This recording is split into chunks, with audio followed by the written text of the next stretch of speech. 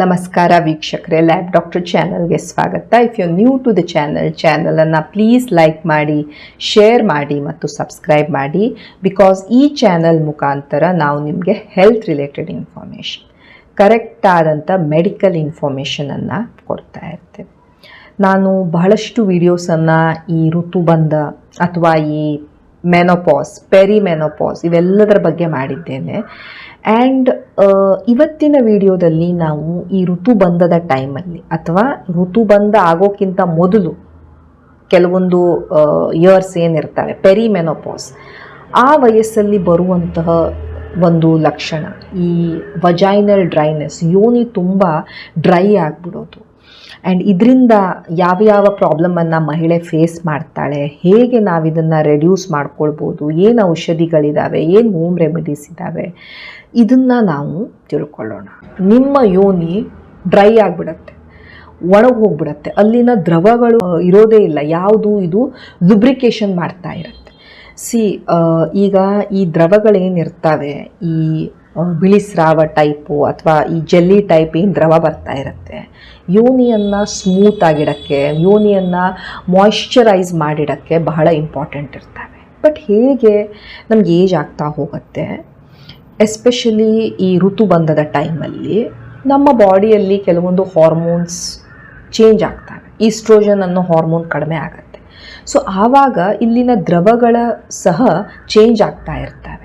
ಅವು ಎಷ್ಟು ಪ್ರೊಡ್ಯೂಸ್ ಆಗಬೇಕೋ ಅಷ್ಟು ಪ್ರೊಡ್ಯೂಸ್ ಆಗೋದಿಲ್ಲ. ಆ್ಯಂಡ್ ಸೊ ಅದು ತುಂಬ ಡ್ರೈ ಆಗ್ತಾ ಇರುತ್ತೆ. ಸೊ ಈಗ ಡ್ರೈ ಆದಾಗ ಏನು ಪ್ರಾಬ್ಲಮ್ ಆಗುತ್ತೆ, ಒಂದು ನೀವು ಲೈಂಗಿಕ ಕ್ರಿಯೆ ಮಾಡಬೇಕಾದ್ರೆ ನಿಮಗೆ ತುಂಬ ನೋವು ಆಗ್ಬೋದು, ಯಾಕಂದರೆ ಲುಬ್ರಿಕೇಷನ್ನೇ ಇರೋದಿಲ್ಲ, ತುಂಬ ಅದು ನಿಮಗೆ ಪೇನ್ಫುಲ್ ಆಗಿರ್ಬೋದು. ಎರಡನೇದು, ನೀವು ಯೂರಿನ್ ಪಾಸ್ ಮಾಡಬೇಕಾದ್ರೆ ನಿಮಗೆ ತುಂಬ ನೋವು ಆಗ್ತಾ ಇರ್ಬೋದು. ಕೆಲವೊಬ್ಬರಿಗೆ ತಮಗೆ ನಾರ್ಮಲಿ ಕುತ್ಕೊಳ್ಳೋಕ್ಕೆ ಅಥವಾ ಪೊಸಿಷನ್ ಆ ಕಡೆ ಈ ಕಡೆ ಚೇಂಜ್ ಮಾಡಿದಾಗಲೂ ಸಹ ನೋವಾಗ್ತಾ ಇರ್ಬೋದು. ಪದೇ ನಿಮಗೆ ಇನ್ಫೆಕ್ಷನ್ಸ್ ಆಗ್ತಾ ಇರ್ಬೋದು. ಸೊ ಇವೆಲ್ಲ ಚೇಂಜಸನ್ನು ನಾವು ನೋಡ್ತಾ ಇರ್ತೇವೆ ಈ ವಜೈನಲ್ ಡ್ರೈನೆಸ್ ಇದ್ದಾಗ.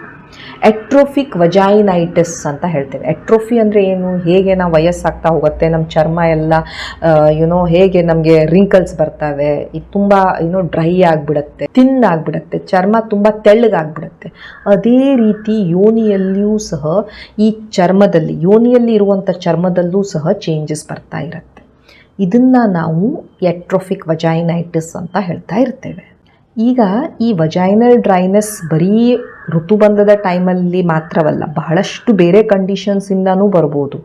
ಮಹಿಳೆ ಸ್ತನಪಾನ ಮಾಡಬೇಕಾದ್ರೆ ಅವಳಿಗೆ ವಜೈನಲ್ ಡ್ರೈನೆಸ್ ಬರ್ಬೋದು.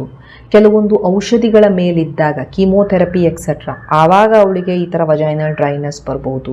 ಡಯಾಬಿಟಿಕ್ ಇದ್ದಾಗ ಯೋನಿಯು ತುಂಬ ಡ್ರೈ ಅನ್ನಿಸ್ತಾ ಇರ್ಬೋದು. ಅವಳು ಈ ಬರ್ತ್ ಕಂಟ್ರೋಲ್ ಪಿಲ್ಸ್, ಈ ಮಕ್ಕಳಾಗಬಾರ್ದು ಅಂತ ಈ ಗರ್ಭ ನಿರೋಧಕ ಮಾತ್ರೆಗಳನ್ನೇನು ತಗೊಳ್ತಾ ಇರ್ತಾಳೆ, ಅವುಗಳಿಂದ ಕೆಲವೊಂದು ಮಹಿಳೆಯರಲ್ಲಿ ಈ ಥರ ವಜೈನಲ್ ಡ್ರೈನೆಸ್ ಬರ್ತಾ ಇರ್ಬೋದು. ನಿಮ್ಮ ಅಂಡಾಶಯ, ಓವರೀಸನ್ನು ತೆಗೆದು ಬಿಟ್ಟಾಗ ಡೆಫಿನೆಟ್ಲಿ ಆವಾಗ ಈಸ್ಟ್ರೋಜನ್ ಅಂತೂ ಇರೋದಿಲ್ಲ. ಸೊ ಆವಾಗ ನಿಮಗೆ ಈ ರೀತಿ ವಜೈನಲ್ ಡ್ರೈನೆಸ್ ಬರ್ತಾ ಇರಬಹುದು. ಜಾಗ್ರೆನ್ ಸಿಂಡ್ರೋಮ್, ಆಟೋ ಇಮ್ಯೂನ್ ಡಿಸೀಸ್, ಅಥವಾ ಕೆಲವೊಂದು ಸೋಪ್ಸ್ ಇರ್ಬೋದು, ಪರ್ಫ್ಯೂಮ್ಸ್ ಇರ್ಬೋದು, ವಾಷಸ್ ಇರ್ಬೋದು, ವಿ ವಾಷಸ್ ಎಕ್ಸೆಟ್ರಾ, ಅವುಗಳಿಂದ ಸಹ ಈ ವಜೈನಲ್ ಡ್ರೈನೆಸ್ ಬರ್ತಾ ಇರಬಹುದು. ಸೊ ಯೋನಿಯ ಡ್ರೈನೆಸ್ ಇದ್ದಾಗ, ಯೋನಿಯಲ್ಲಿ ಬಹಳ ಅದು ಒಣಗೋದಂಗೆ ಆಗಿಬಿಟ್ಟಾಗ, ಅಲ್ಲಿ ದ್ರವಗಳೇ ಬರದೇ ಇದ್ದಾಗ ಮಹಿಳೆಗೆ, ನಾನು ಹೇಳಿದೆ ಫಸ್ಟ್ ಅಂತ ಹೇಳಿದರೆ ಸಂಭೋಗದ ಟೈಮಲ್ಲಿ ನೋವಾಗ್ತಾ ಇರೋದು. ಆ್ಯಂಡ್ ಕೆಲವೊಂದು ಸಲ ಇಷ್ಟು ನೋವು ಆಗುತ್ತೆ ಅವಳಿಗೆ, ಇಷ್ಟು ಪೇನ್ಫುಲ್ ಇರುತ್ತೆ, ಅಲ್ಲಿ ಬ್ಲೀಡ್ ಸಹ ಆಗ್ಬೋದು. ತುಂಬ ಡ್ರೈನೆಸ್ ಇರುತ್ತೆ, ಅದು ಒಣಗಿದಾಗ ನಮ್ಮ ಚರ್ಮ ತುಂಬ ಒಣ ಆದಾಗ ಹೇಗಾಗುತ್ತೆ, ತುಂಬ ಡ್ರೈ ಆಗಿಬಿಡುತ್ತೆ. ಸೊ ಡ್ರೈನೆಸ್ ಬಂದಾಗ ಅವಳಿಗೆ ತುರ್ಕೆ ಬರಲಿಕ್ಕೆ ಶುರು ಆಗ್ಬೋದು. ತುರ್ಕೆ ಬಂದಾಗ ಅವಳು ತುರಿಸ್ಕೊಂಡಾಗ ಅಲ್ಲೇನಾಗ್ಬೋದು, ಗಾಯ ಆಗ್ಬೋದು, ಇನ್ಫೆಕ್ಷನ್ ಆಗಬಹುದು. ಯೂರಿನ್ ಪಾಸ್ ಮಾಡಬೇಕಾದ್ರೆ ಅವಳಿಗೆ ಉರಿಯೋದು ಬರ್ತಾ ಇರ್ಬೋದು, ಅಥವಾ ರಿಪೀಟೆಡ್ಲಿ ಅವಳಿಗೆ ಯೂರಿನರಿ ಇನ್ಫೆಕ್ಷನ್ ಆಗಕ್ಕೆ ಶುರು ಆಗಬಹುದು. ಅವಳಿಗೆ ಬಹಳ ಸಲ ಯೂರಿನಿಗೆ ಹೋಗಬೇಕು, ಈ ಮೂತ್ರ ಮಾಡಿದರೂ ಸಮಾಧಾನ ಇಲ್ಲ, ಆ ರೀತಿ ಆಗ್ಬೋದು. ಆ್ಯಂಡ್ ಈವನ್ ಲೈಂಗಿಕ ಕ್ರಿಯೆಯಲ್ಲಿ ಆಸಕ್ತಿ ಕಡಿಮೆ ಆಗಿಬಿಡ್ಬೋದು. ಬಿಕಾಸ್ ಆ ಡ್ರೈನೆಸ್ಸಿಗೆ, ಆ ಪೇನಿಗೆ ಅವಳಿಗೆ ಈ ಲೈಂಗಿಕ ಕ್ರಿಯೆಯಲ್ಲಿ ಆಸಕ್ತಿನೇ ಹೊರಟು ಹೋಗ್ಬಿಡ್ಬೋದು. ಈ ರೀತಿ ಪ್ರಾಬ್ಲಮ್ ಬಂದಾಗ ನಾವು ಏನು ಮೆಡಿಸಿನ್ಸನ್ನು ಅವಳಿಗೆ ಕೊಡ್ಬೋದು. ವಜೈನಲ್ ಡ್ರೈನೆಸ್ಸಿಗೆ ನಾನು ಹೇಳಿದೆ ಮೋಸ್ಟ್ ಕಾಮನ್ ಕಾರಣ ಅಂತ ಹೇಳಿದರೆ ಈಸ್ಟ್ರೋಜನ್ ಕಡಿಮೆ ಆಗೋದು. ಸೊ ನಾವು ಐದರ್ ಹಾರ್ಮೋನ್ ಮುಖಾಂತರ ಇದನ್ನು ಟ್ರೀಟ್ ಮಾಡ್ಬೋದು ಅಥವಾ ನಾನ್ ಹಾರ್ಮೋನಲ್ ಮೆಥಡ್ಸಿಂದ ಅವಳಿಗೆ ಟ್ರೀಟ್ಮೆಂಟನ್ನು ಕೊಡ್ಬೋದು. ಡಿಪೆಂಡ್ ಆಗತ್ತೆ ಎಷ್ಟು ಸಿವಿಯರ್ ಇದೆ ಅವಳ ಪೇನು ಅಥವಾ ಎಷ್ಟು ಸಿವಿಯರ್ ಇದೆ ಅವಳ ಲಕ್ಷಣಗಳು ಆ್ಯಂಡ್ ಮಹಿಳೆಯ ಅದರ್ ರಿಸ್ಕ್ ಫ್ಯಾಕ್ಟರ್ಸನ್ನು ನೋಡಿಕೊಂಡು ಅವಳಿಗೆ ತಕ್ಕ ಟ್ರೀಟ್ಮೆಂಟನ್ನು ನಾವು ಡಿಸೈಡ್ ಮಾಡ್ತಾ ಇರ್ತೇವೆ. ಸೊ ಹಾರ್ಮೋನಲ್ ಮೆಡಿಸಿನ್ಸ್, ಹಾರ್ಮೋನ್ಸಲ್ಲಿ ನಾವು ಆ ಮಹಿಳೆಗೆ ಏನು ಕೊಡ್ತಾ ಇರ್ಬೋದು, ಈಸ್ಟ್ರೋಜನನ್ನು ಕೊಡ್ತಾ ಇರ್ತೇವೆ.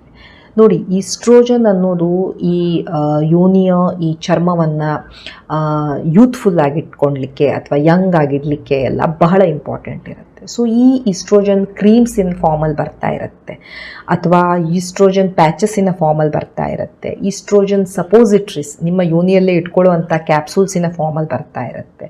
ಈಸ್ಟ್ರೋಜನ್ ರಿಂಗ್ಸ್ ಬರ್ತಾ ಇರುತ್ತೆ. ಈ ರಿಂಗ್ಸನ್ನು ಹಾಕ್ಕೊಂಡು 3 months ಅದನ್ನು ಅಲ್ಲೇ ಹಾಕಿಡೋದು, ಅದಾದಮೇಲೆ ಅದನ್ನು ಚೇಂಜ್ ಮಾಡೋದು. ಸೊ ಈಸ್ಟ್ರೋಜನ್ ರಿಂಗ್ಸ್ ಬರ್ತಾ ಇರ್ತವೆ. ಈಸ್ಟ್ರೋಜನ್ ಟ್ಯಾಬ್ಲೆಟ್ಸ್ ಬರ್ತಾ ಇರ್ತವೆ. ಆ್ಯಂಡ್ DHEA ಅಂತ ಇರುತ್ತೆ, ಇದು ಒಂದು ಟೆಸ್ಟಾಸ್ಟಿರಾನ್ ಇನ್ನ ಟೈಪ್.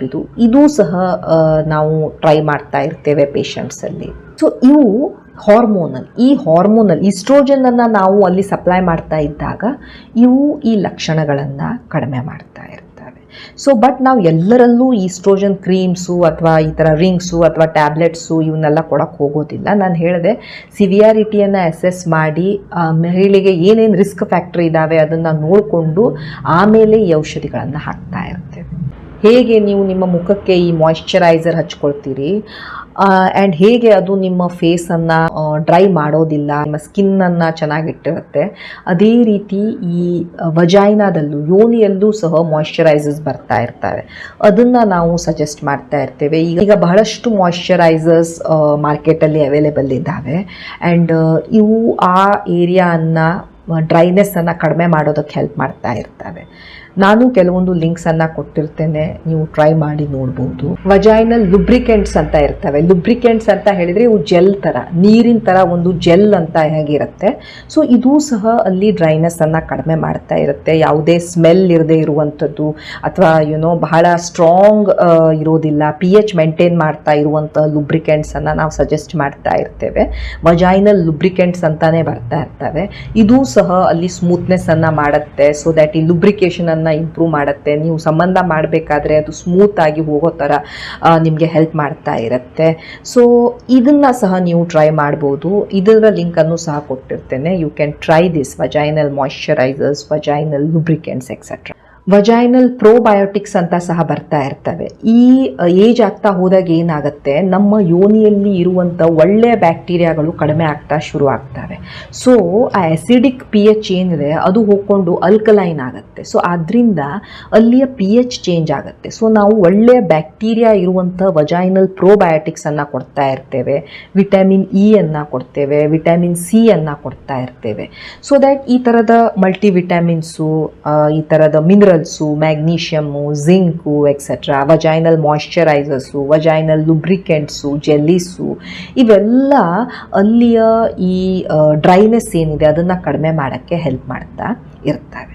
ಇದರ ಜೊತೆ ನೀವು ಕೆಲವೊಂದು ಲೈಫ್ ಸ್ಟೈಲ್ ಚೇಂಜಸನ್ನು ಮಾಡಲಿಕ್ಕೆ ಟ್ರೈ ಮಾಡಬೇಕು. ನೀವು ಓವರ್ ವೇಟ್ ಆಗಿದ್ದೀರಾ ಅಂದಾಗ ನಿಮ್ಮ ವೇಟನ್ನು ಕಡಿಮೆ ಮಾಡ್ಕೊಳ್ಳೋಕೆ ಟ್ರೈ ಮಾಡಿ. ಏನು ತಿಂತಾ ಇದ್ದೀರಾ ಅದ್ರ ಬಗ್ಗೆ ಸ್ವಲ್ಪ ಕಾಳಜಿ ಇರಲಿ. ಆದಷ್ಟು ಹೋಮ್ ಕುಕ್ಡ್ ಫುಡ್ಡನ್ನು ತಿನ್ನಿ. ಪೋರ್ಷನನ್ನು ಕಂಟ್ರೋಲ್ ಮಾಡಿ. ಎಷ್ಟು ತಿಂತಾ ಇದ್ದೀರಾ, ಏನು ತಿಂತಾ ಇದ್ದೀರಾ ಅದ್ರ ಬಗ್ಗೆ ಸ್ವಲ್ಪ ನಿಗಾ ಇರಲಿ. ಈ ಬಹಳ ಸಕ್ಕರೆಯುಕ್ತ, ಬಹಳ ಸಾಲ್ಟ್ಯುಕ್ತ ಈ ರೀತಿ ಆಹಾರಗಳನ್ನು ಹೆಚ್ಚಿಗೆ ಕನ್ಸ್ಯೂಮ್ ಮಾಡೋಕ್ಕೆ ಹೋಗಬೇಡಿ. ಇವುಗಳನ್ನು ಕಡಿಮೆ ಮಾಡಿ. ಆದಷ್ಟು ನಿಮ್ಮ ಫುಡ್ಡನ್ನು ಸಮತೋಲಿತ ಆಹಾರವಾಗಿ ತೆಗೆದುಕೊಳ್ಳೋಕ್ಕೆ ಟ್ರೈ ಮಾಡಿ. ಅದರಲ್ಲಿ ಪ್ರೋಟೀನ್ಸು ಬೇಕು, ಒಳ್ಳೆ ಫ್ಯಾಟ್ಸು ಬೇಕು, ನಮಗೆ ಎನರ್ಜಿ ಕೊಡೋಕ್ಕೆ ಕಾರ್ಬೋಹೈಡ್ರೇಟ್ಸು ಬೇಕು, ಫ್ರೂಟ್ಸ್ ಇರ್ಬೋದು, ವೆಜಿಟೇಬಲ್ಸ್ ಇರ್ಬೋದು, ಇವುಗಳನ್ನು ತಿನ್ನಿ. ನೀರನ್ನು ಹೆಚ್ಚಿಗೆ ಕುಡಿತಾ ಇರಿ. ನಿಮ್ಮ ಆಹಾರದಲ್ಲಿ ಮೊಸರು, ಮಜ್ಜಿಗೆ, ಇವೆಲ್ಲ ಪ್ರೋಬಯೋಟಿಕ್ಸ್, ಒಳ್ಳೆ ಬ್ಯಾಕ್ಟೀರಿಯಾನ ಕೊಡುವಂಥವು, ಇವುಗಳನ್ನು ನಿಮ್ಮ ಆಹಾರದಲ್ಲಿ ಸೇರಿಸ್ಕೊಳ್ಳಿ. ಆದಷ್ಟು ಟ್ರೈ ಆ್ಯಂಡ್ ಬಿ ಪಾಸಿಟಿವ್. ಇವೆಲ್ಲ ಟ್ರೀಟ್ಮೆಂಟ್ ಮೊಡಾಲಿಟೀಸ್ ಇದ್ದಾವೆ, ಇವಕ್ಕೆಲ್ಲದಕ್ಕೂ ಟ್ರೀಟ್ಮೆಂಟ್ ಇದ್ದಾವೆ. ಬಟ್ ಟ್ರೀಟ್ಮೆಂಟಿನ ಜೊತೆ ನೀವು ಕೆಲವೊಂದು ಲೈಫ್ ಸ್ಟೈಲ್ ಚೇಂಜಸನ್ನು ಮಾಡಿದಾಗ ಈ ಕಾಂಬಿನೇಷನ್ ಚೆನ್ನಾಗಿ ವರ್ಕ್ ಮಾಡ್ತಾ ಇರುತ್ತೆ. ಓಕೆ, ಸೊ ನಾನು ಹೆಚ್ಚಿಗೆ ಟೀ ಕಾಫಿ ಕುಡಿತಿದ್ದೀನಿ, ನಾನು ಸ್ಮೋಕ್ ಮಾಡ್ತೀನಿ, ನಾನು ಡ್ರಿಂಕ್ ಮಾಡ್ತಾ ಇದ್ದೀನಿ, ಆ್ಯಂಡ್ ನನ್ನ ವಜೈನಲ್ ಡ್ರೈನೆಸ್ಸು ಇದೆ, ಆ್ಯಂಡ್ ಅದಕ್ಕೆ ನಾನು ಔಷಧಿ ತೊಗೊಳ್ತಾ ಇದ್ದೀನಿ, ಅದು ವರ್ಕ್ ಆಗ್ತಾ ಇಲ್ಲ, ಹೀಗೆ ವರ್ಕ್ ಆಗೋದಿಲ್ಲ. ಸೊ ಇನ್ ಹಾರ್ಮೋನಿ ನೀವು ಲೈಫ್ ಸ್ಟೈಲ್ ಚೇಂಜಸನ್ನು ಮಾಡ್ಕೊಳ್ಬೇಕು. ಆ್ಯಂಡ್ ಅದ್ರ ಜೊತೆ ನಿಮಗೆ ಈ ರೀತಿ ಔಷಧಿಗಳನ್ನು ಸಹ ನೀವು ಟ್ರೈ ಮಾಡಿ ನೋಡ್ಬೋದು. ನೀವು ಕೀಗಲ್ಸ್ ಎಕ್ಸಸೈಸ್ ಅವುಗಳನ್ನು ಮಾಡೋಕ್ಕೆ ಟ್ರೈ ಮಾಡಿ, ಅದು ಅಲ್ಲಿರುವಂತಹ ಈ ಸ್ನಾಯುಗಳನ್ನು ಸಹ ಸ್ಟ್ರಾಂಗ್ ಮಾಡುತ್ತೆ. ಸೊ ಕೀಗಲ್ಸ್ ಎಕ್ಸಸೈಸ್ ಬಗ್ಗೆ ನಾನೊಂದು ಸಪ್ರೇಟ್ ವಿಡಿಯೋವನ್ನೇ ಮಾಡಿದ್ದೇನೆ, ಅದನ್ನು ರೆಫರ್ ಮಾಡ್ಕೊಳ್ಳಿ.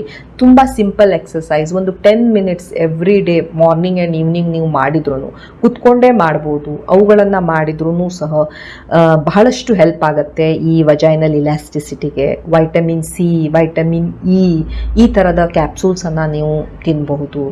ಆದಷ್ಟು ಈ ಕಾಟನ್ ಬಟ್ಟೆಗಳನ್ನು ಧರಿಸಲಿಕ್ಕೆ ಟ್ರೈ ಮಾಡಿ, ಕಾಟನ್ ಅಂಡರ್ ಗಾರ್ಮೆಂಟ್ಸ್ ಇರ್ಬೋದು ಎಕ್ಸೆಟ್ರಾ.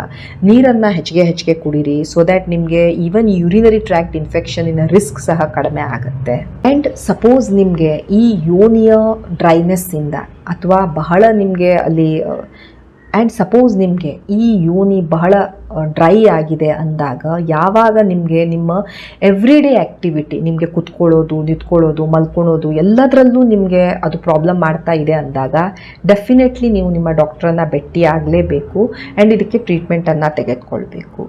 ಯಾವಾಗ ನಿಮ್ಮ ಯೋನಿಯಿಂದ ಬ್ಲಡ್ ಬರ್ತಾ ಇದೆ, ರಕ್ತ ಬರ್ತಾ ಇದೆ ಆ ಡ್ರೈನೆಸ್ಸಿಂದ, ಡೆಫಿನೆಟ್ಲಿ ನೀವು ನಿಮ್ಮ ಡಾಕ್ಟ್ರನ್ನ ಭೇಟಿ ಆಗಬೇಕು. ನಿಮ್ಮ ಸೆಕ್ಷುವಲ್ ಲೈಫ್, ನಿಮಗೆ ಲೈಂಗಿಕ ಕ್ರಿಯೆ ಮಾಡಬೇಕಾದ್ರೆ, ಸಂಭೋಗ ಮಾಡಬೇಕಾದ್ರೆ ತುಂಬ ನಿಮ್ಗೆ ಪ್ರಾಬ್ಲಮ್ ಆಗ್ತಾ ಇದೆ, ಇದರಿಂದ ನಿಮ್ಮಿಬ್ಬರ ರಿಲೇಷನ್ಶಿಪ್ಸ್ ಸಹ ಹಾಳಾಗ್ತಾ ಇದೆ ಅಂದಾಗ ಡೆಫಿನೆಟ್ಲಿ ನೀವು ಡಾಕ್ಟ್ರನ್ನ ಭೇಟಿ ಆಗಬೇಕು ಆ್ಯಂಡ್ ಇದಕ್ಕೆ ಟ್ರೀಟ್ಮೆಂಟನ್ನು ತೆಗೆದುಕೊಳ್ಬೇಕು. ಆ್ಯಂಡ್ ಆಲ್ಸೋ ನೀವು ಎಲ್ಲ ಈ ಥರದ ಓವರ್ ದ ಕೌಂಟರ್ ಎಲ್ಲ ಮೆಡಿಸಿನ್ಸು, ಕ್ರೀಮ್ಸು, ಲುಬ್ರಿಕೆಂಟ್ಸು, ಮಾಯಿಶ್ಚರೈಸರು ಇವೆಲ್ಲ ಟ್ರೈ ಮಾಡಿದ್ದೀರಿ, ಬಟ್ ಸ್ಟಿಲ್ ನಿಮಗೆ ಅದರಿಂದ ಏನೂ ನಿಮಗೆ ಇಫೆಕ್ಟ್ ಆಗ್ತಾ ಇಲ್ಲ, ನಿಮ್ಮ ಪ್ರಾಬ್ಲಮ್ ಹಾಗೇ ಇದೆ ಅಂದಾಗಲೂ ಸಹ ನಿಮ್ಮ ಡಾಕ್ಟರ್ ಹತ್ರ ಹೋಗಿ ಒಂದ್ಸಲ ತೋರಿಸ್ಕೊಳ್ಳಿ. ಡಾಕ್ಟರ್ ನಿಮಗೆ ಎಕ್ಸಾಮಿನ್ ಮಾಡ್ತಾರೆ, ಪ್ಯಾಪ್ ಸ್ಮಿಯರನ್ನು ತೆಗೆದು ನೋಡ್ತಾರೆ, ಕ್ಯಾನ್ಸರ್ ಗಿನ್ಸರ್ ಎಕ್ಸೆಟ್ರಾ ಇವುಗಳ ಬಗ್ಗೆನೂ ಅವ್ರು ಯೋಚನೆ ಮಾಡ್ತಿರ್ತಾರೆ.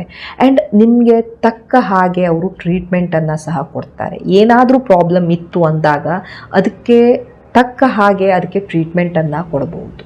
ಪ್ರೊವೈಡೆಡ್ ನಿಮಗೆ ಅದು ಅಂಡರ್ಸ್ಟ್ಯಾಂಡ್ ಆಗಬೇಕು, ಹೌದು ಇದು ಯೋನಿಯ ಡ್ರೈನೆಸ್ಸಿಂದ, ವಜೈನಲ್ ಡ್ರೈನೆಸ್ಸಿಂದ ಈ ರೀತಿ ಆಗ್ತಾ ಇದೆ, ಇದೂ ಸಹ ಒನ್ ಆಫ್ ದ ಲಕ್ಷಣ ಈ ಋತುಬಂಧದ ಟೈಮಲ್ಲಿ, ಇದರಿಂದ ಈ ರೀತಿ ಲಕ್ಷಣಗಳು ಬರ್ತಾ ಇರ್ಬೋದು, ಇವುಗಳನ್ನೆಲ್ಲ ನೀವು ತಿಳ್ಕೊಂಡಿರಬೇಕು. ಸೊ ಆದ್ದರಿಂದ ಈ ವಿಡಿಯೋ ನಿಮಗೆ ಈ ವಜೈನಲ್ ಡ್ರೈನೆಸ್ ಬಗ್ಗೆ ಹೇಳ್ತಾ ಇರುತ್ತೆ. ತುಂಬ ಕಾಮನ್ ಇರುತ್ತೆ ಈ ಲಕ್ಷಣ, ಮಹಿಳೆಯರಿಗೆ ತಿಳಿಯೋದೂ ಇಲ್ಲ.